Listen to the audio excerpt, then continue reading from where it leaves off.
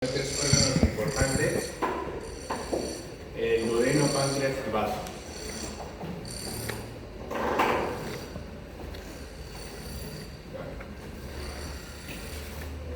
Bueno, antes de eso, un pequeño caso clínico que habla sobre el páncreas anular. ¿Ya? Generalmente el páncreas en el periodo embrionario tiene dos yemas, ¿no? Una ventral y una dorsal, que se fusionan a las 4 semanas. Ya, bueno, creo que a las 21 semanas. Ya. Entonces la fusión del páncreas de esas dos yemas dorsal y ventral y dorsal forman un páncreas alargado, ¿no? Donde su unión se da anterior a la vena porta. ¿Ya? Pero en este caso, esta fusión tardía, ¿ya?, de estas dos yemas condiciona de que englobe la vena porta. Cuando engloba la vena porta se llama páncreas anular, ¿ya? Y esa configuración anatómica de este páncreas conlleva ciertas comorbilidades, ¿no? Como la vena porta está inmersa dentro del páncreas, puede condicionar sangrado, alguna molestia a nivel vascular, ¿no?, que aumenta la mortalidad en las personas. ¿Ya? Bueno, a grandes rasgos hablaremos del duodeno, límites, porciones, configuración externa, interna, funciones anatómicas, integración, páncreas de igual manera y vaso. ¿Ya? Comenzaremos por el duodeno. El duodeno es la primera porción del tubo gastrointestinal. ¿Ya? Tiene 4 porciones que están acá bien detalladas. Un duodeno superior, ¿ya?, o primera porción del duodeno, o también llamado bulbo duodenal. ¿Ya? Tenemos una segunda porción del duodeno, también llamado porción descendente o segunda porción. Y un duodeno también, lo que es una porción inferior o tercera porción del duodeno, y la cuarta porción del duodeno. ¿Ya? Son 4 porciones. De estas 4 porciones, la primera porción es intraabdominal, que está dentro del abdomen. En cambio, la segunda, tercera y cuarta porción son órganos retroperitoneales, son porciones retroperitoneales. Por eso que dicen que el duodeno es mayormente retroperitoneal. ¿Ya? Cuando hablemos, hay que hablar primero de las relaciones anatómicas. ¿Ya? Hay que tener en cuenta estos 3 niveles vertebrales para hablar del duodeno. Primera, L1, L2, L3. ¿Ya? Entonces, ya. Lateralmente hacia el lado izquierdo, el páncreas, la cola del páncreas, está en relación anatómica con lo que es el vaso y el colon descendente, que es el ángulo esplénico. Y a nivel lateral derecho, el duodeno también está en relación con lo que es el páncreas, el duodeno, el páncreas casi en su totalidad con la cabeza, y por arriba con la arteria esplénica. ¿Ya? Y acá encima de esto está el estómago. Pues el estómago también hace parte importante de sus funciones anatómicas. ¿Ya? Como les mencioné hace ratito, el duodeno tiene 4 porciones. Acá acaba el estómago, ¿no? Este es el píloro. Desde el píloro hasta la proyección que se da desde el cuello de la vesícula es la primera porción duodenal. ¿Ya? Desde el cuello de la vesícula hasta por debajo del borde inferior de L2 es el duodeno descendente o segunda porción del duodeno. ¿Ya? Desde debajo, por debajo del borde inferior de L2 hasta el borde lateral izquierdo de la vértebra L3 es el duodeno inferior. O tercera porción del duodeno, que es la porción más larga, que está en relación anatómica con toda la parte vascular, que es la vena cava y la arteria aorta. ¿Ya? Y esta pasa por dentro de la pinza aorto-mesentérica, ¿ya?, que se forma por la aorta y la arteria mesentérica superior. Y del borde lateral izquierdo hasta el ligamento de Treis es la cuarta porción del duodeno. ¿Ya? Ahora, si te preguntan alguna patología adyacente a esto, por ejemplo, la pinza aorto-mesentérica, esta es la aorta, esta es la arteria mesentérica superior. Esta es la aorta. Por acá tiene que pasar el duodeno. ¿Ya? Esto tiene una angulación. Si más no me equivoco, son 36 grados. ¿Ya? Por acá pasa el duodeno. ¿Qué pasaría si esta angulación disminuye? Por ejemplo, a 25 grados o 26 grados. Va a disminuir su diámetro. Claro, el duodeno comienza a disminuir su diámetro y genera dolor o un síndrome pseudoclusivo, ¿no? La cual puede tener vómitos, náuseas, todo. ¿Ya? ¿Y esto en qué tipo de pacientes se da? Se da en pacientes caquéxicos, generalmente que bajan de peso rápidamente. ¿Ya? ¿En qué pacientes? Caquéxicos, los que bajan de peso, que tienen cáncer o alguna neoplasia. Anoréxicos. ¿Podrías repetir dónde se encontraba esa angulación? Acá, en la aorta y la arteria mesentérica superior, ¿no? Da una pinza, que es la pinza aorto-mesentérica, y esta pinza pasa la tercera porción del duodeno. O sea, las arterias, los vasos que están Claro. por medio de... Mira, esta es la aorta. Esta es la arteria mesentérica superior. Arteria mesentérica superior. Aorta segunda.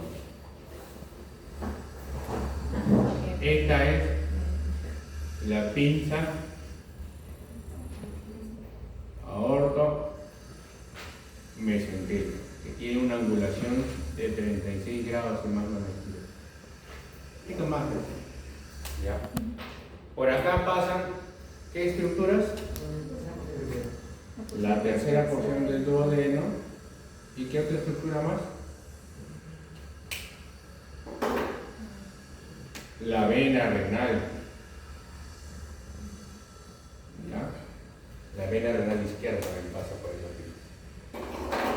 Entonces, lo que yo les digo, esta angulación que genera la aorta con la arteria mesentérica superior siempre debe respetarse. ¿Por qué? Porque cuando tú reduces la angulación, reduces el espacio por donde pasan esas estructuras, ¿no? ¿Y qué condiciones? Es lo que su compañero dice. Pueden reducir la luz del duodeno como un factor externo, ¿no? ¿Y qué condiciona eso? Como síndromes pseudoclusivos, una oclusión intestinal. ¿Eso cómo se puede manifestar? Náuseas, vómitos, dolor abdominal. Pues, eso. ¿Y en quiénes se presenta esto? En pacientes, por ejemplo, que bajan de peso muy rápidamente, como quienes, pacientes que tienen cáncer, anoréxicos, esos tipos de patologías en las cuales la grasa se ve mermada rápidamente, se reduce esta angulación y genera ese cuadro. ¿Ya? Entonces ya hablamos de la pinza aorto-mesentérica. ¿Ya? Primera porción, segunda, tercera porción del duodeno, cuarta porción del duodeno. La segunda porción es la porción más importante, la porción descendente, porque ahí desemboca los conductos de colédoco y el pancreático principal. ¿Ya? Continuamos. Veremos el páncreas. Como ya lo mencionamos en la parte del duodeno, acá también podemos ver las partes del duodeno, ¿no? Primera porción, segunda porción del duodeno o duodeno descendente, segunda porción, tercera porción del duodeno o duodeno inferior, y de acá la cuarta porción o el duodeno ascendente. ¿Ves? Acá puedes ver tú, esta es la aorta y esta es la arteria mesentérica superior. ¿Ves cómo pasa el duodeno por debajo de esta pinza? Eso es lo que yo te quería explicar. Esa es la pinza aorta mesentérica. Pero bueno, esta imagen me ayuda a explicarte ese concepto. Pero también, ¿no? Hay un músculo suspensorio del duodeno. Hay un músculo suspensorio del duodeno.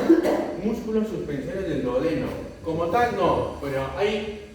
O sea, el duodeno se fija a través de ciertos ligamentos retroperitoneales. ¿Ya? Propios ligamentos.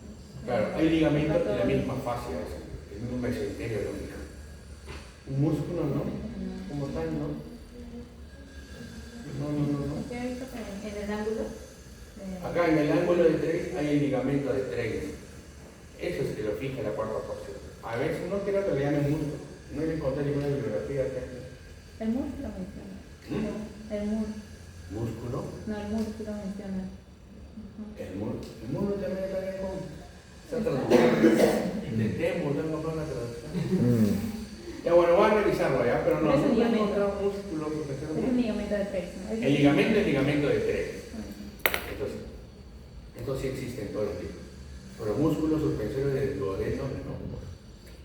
No sé, voy a revisar. De repente ha cambiado la data. Bueno. Ya, bueno, acá en esta imagen tenemos que identificar las partes del páncreas. ¿Ya? Tenemos una cabeza del páncreas. El páncreas la cabeza tiene dos porciones. La cabeza propiamente dicha y el proceso uncinado. El proceso uncinado es esto que rodea la arteria mesentérica superior.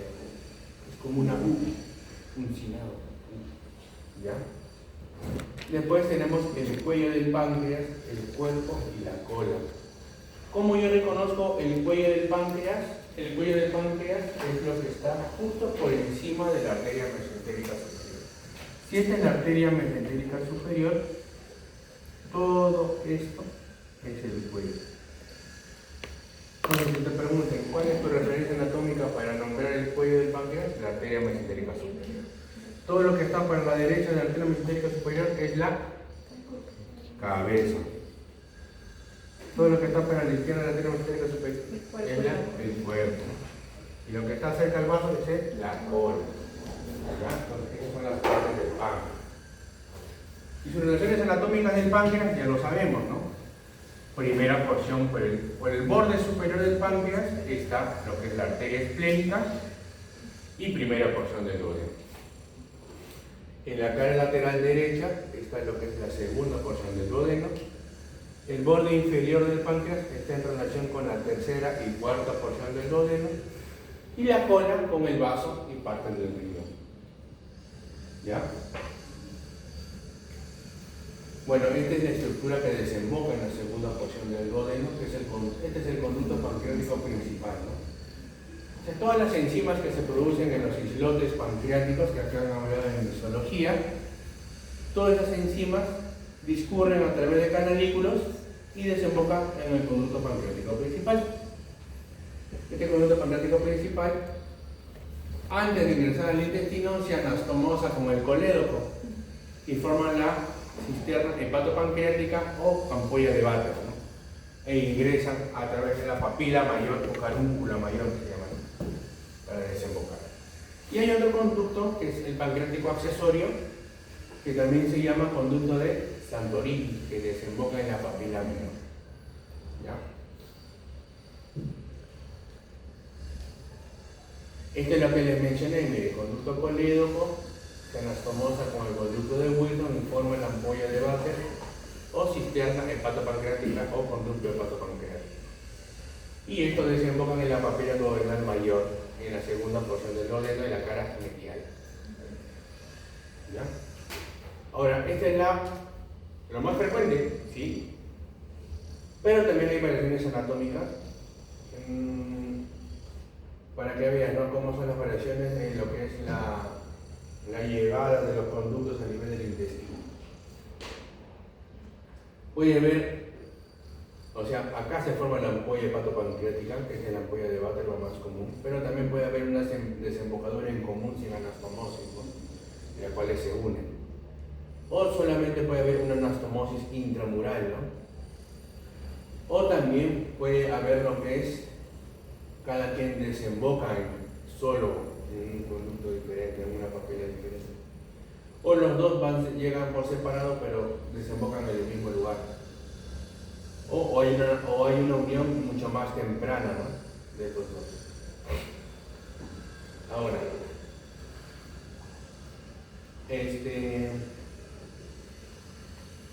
bueno, ampliando un poquito más estas variaciones anatómicas, esto es lo más frecuente junto con esto. Pero ¿qué conllevaría que haya una unión temprana de estas dos estructuras? O en cierta forma una unión tardía. Si se unen o si se fusionan tempranamente el conducto pancreático con el conducto biliar, pueden haber mayor riesgo de neoplasias. ¿ya? Mayor riesgo de neoplasias a nivel pancreático o a nivel del coledocono costal. ¿Por qué? Porque ¿qué pH tiene el jugo pancreático? ¿Y qué pH tiene el jugo biliar?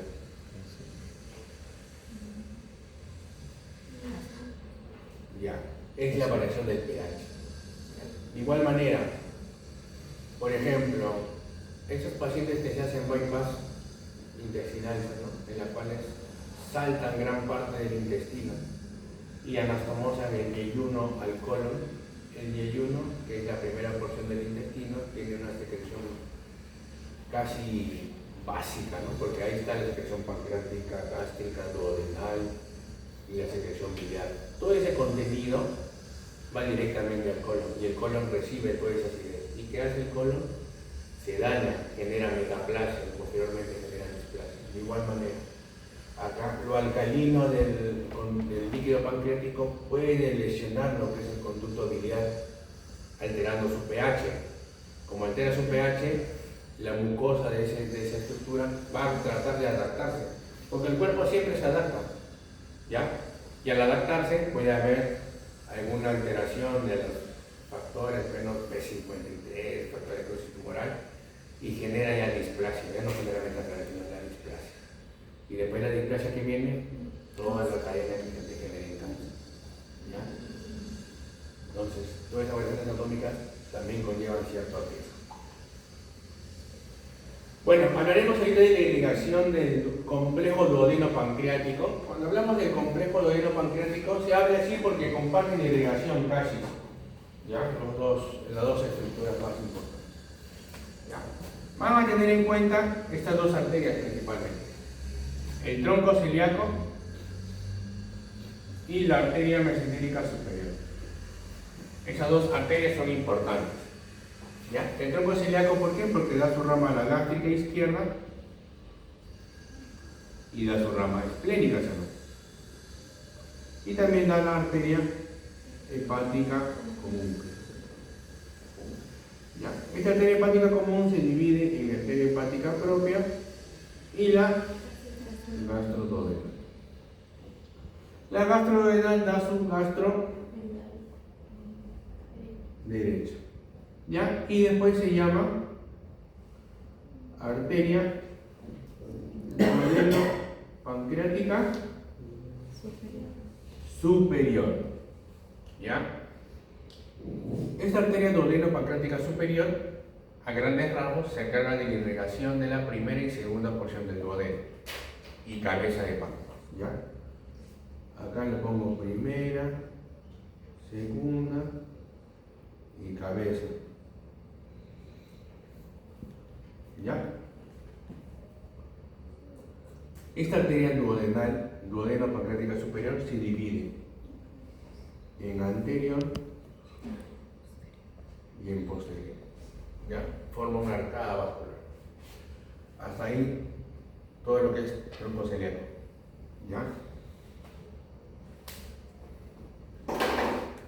Ahora,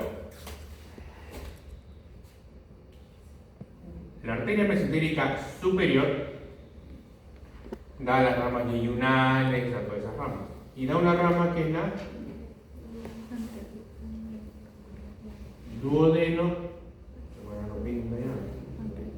duodeno pancreático inferior, ¿no? Esta, ¿de qué se encarga de irrigar? Tercera, cuarta porción del duodeno y uncus.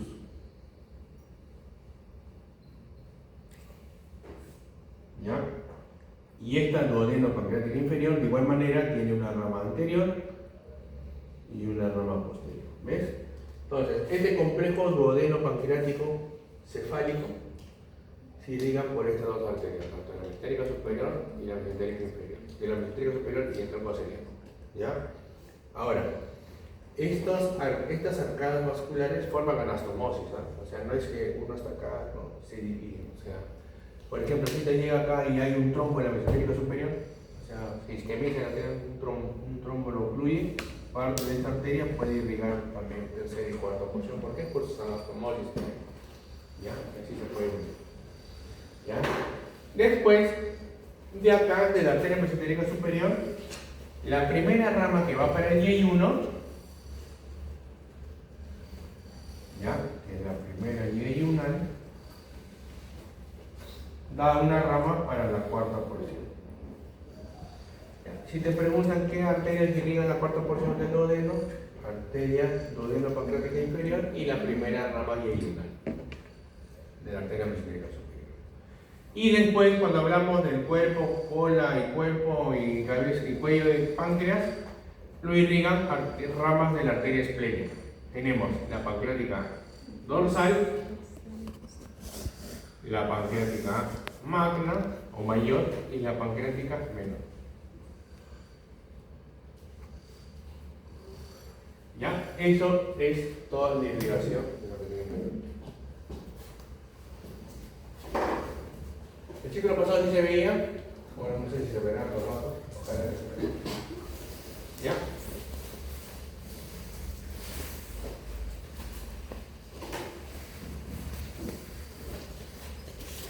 Vamos a ver cómo más.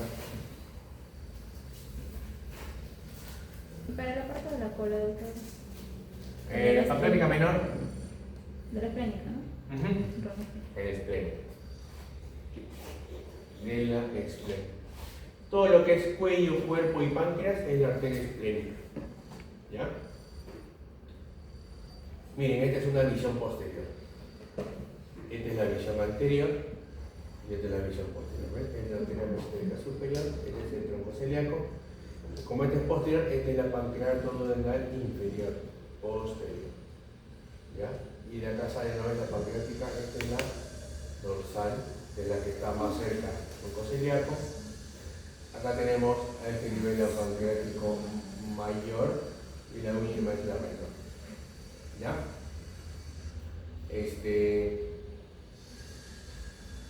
Nada, esto tienen que ver, más que todo las relaciones vasculares, ¿no? Tienen que ver cómo se forma la porta. Esta es la porta, a nivel del dedo se junta lo que es la vena mesentérica superior con el tronco espleno-mesentérico.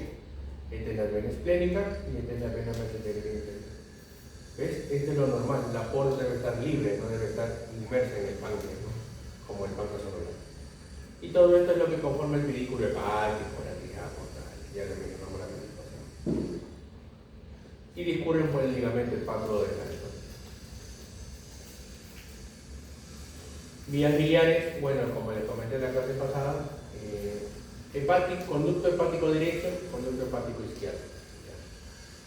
Después estos dos se juntan y forman el conducto hepático común. El conducto hepático común se junta con el conducto cístico y forma el conducto colédoco. Y el colédoco tiene partes según sus relaciones anatómicas, como ya mencioné, ¿no? Si está por encima del duodeno, supraduodenal. Si está por detrás del duodeno, retroduodenal. Si está por encima del páncreas, suprapancreático. Si está dentro del páncreas, intrapancreático. Y si está dentro del intestino de la pared, intramural. ¿Ya? 5 porciones del colédoco. Y al final, la anastomosis, ¿no?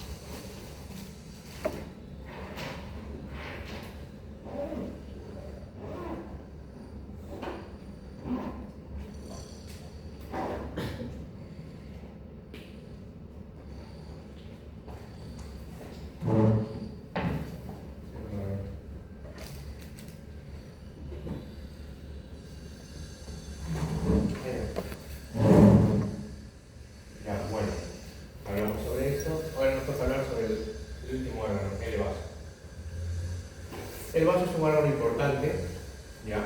Está situado en lo que es el hipocondrio izquierdo, protegido por las parrillas costales, de la 9-10 a la 11.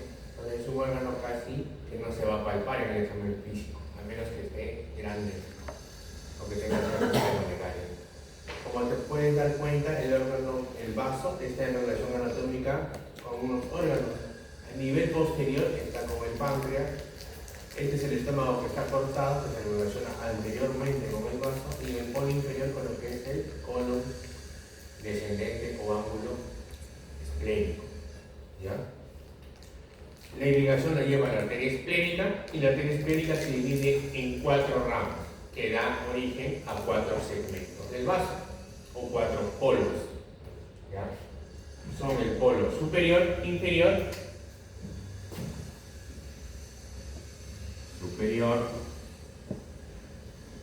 inferior,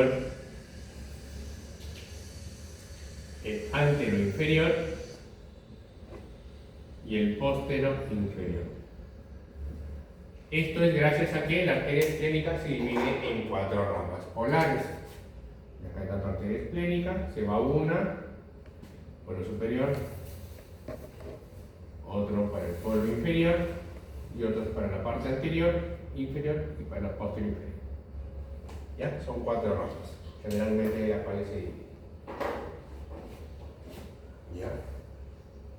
Tiene 2 caras igualmente, una cara diafragmática que es la lisa, que está en contacto con el diafragma y la parrilla costal, y una cara visceral que está en contacto con lo que son las vísceras, ¿no? El estómago en esta parte anterior, que es la impresión gástrica, la impresión cólica en el borde inferior, y una impresión renal en la cara posterior.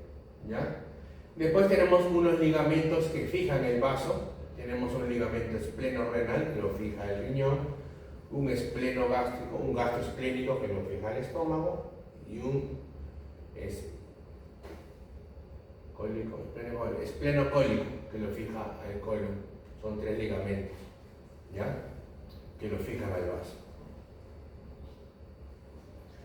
Deben tener en cuenta de que el vaso es un órgano importante, ¿no? Acá se maneja lo que son los linfocitos B.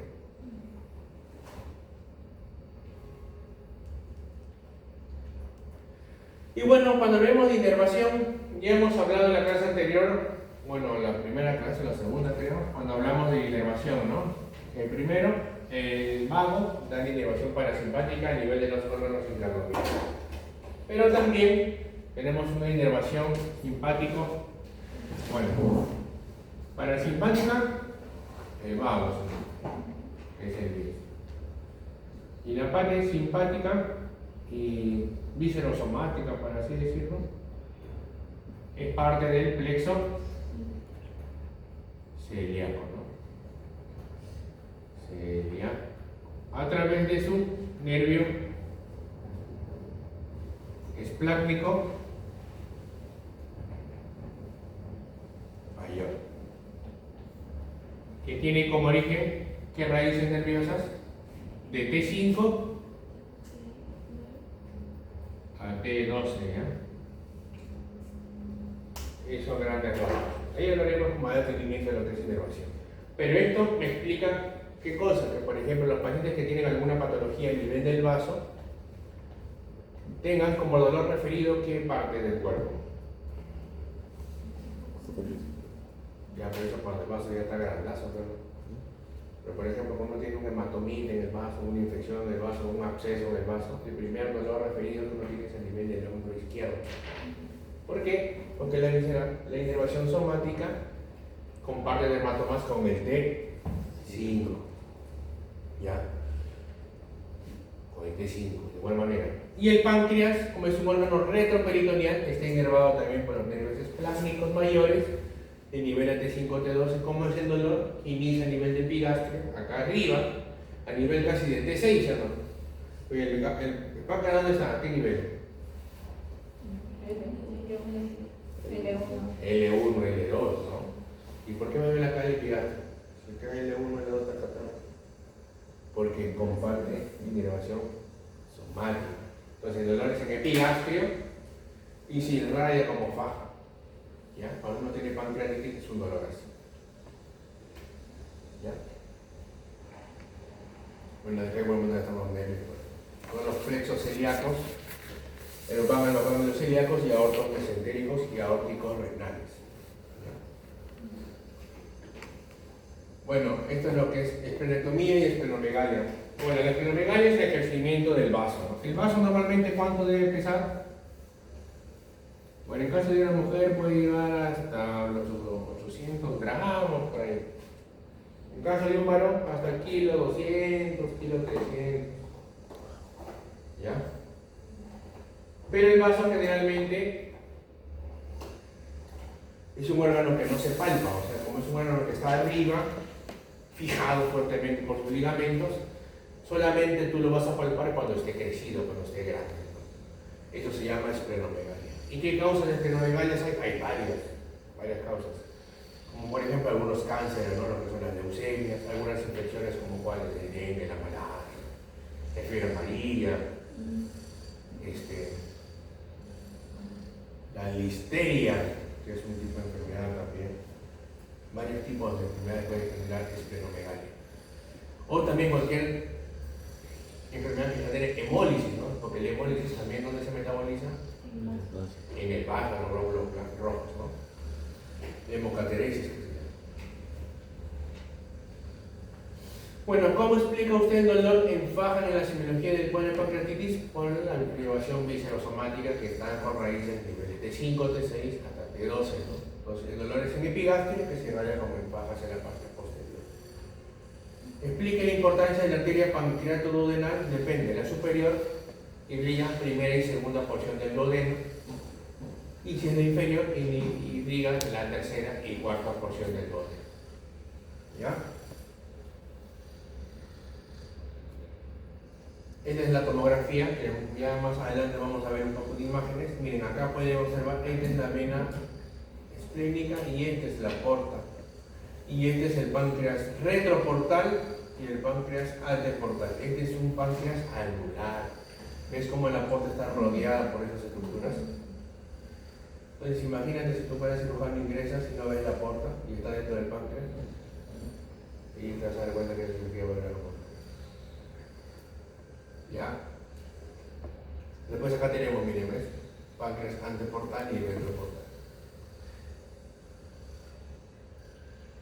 Bueno, entonces ha sido algo cortica. Es bien sucinta, no son órganos que más que todo hay que ver en la práctica.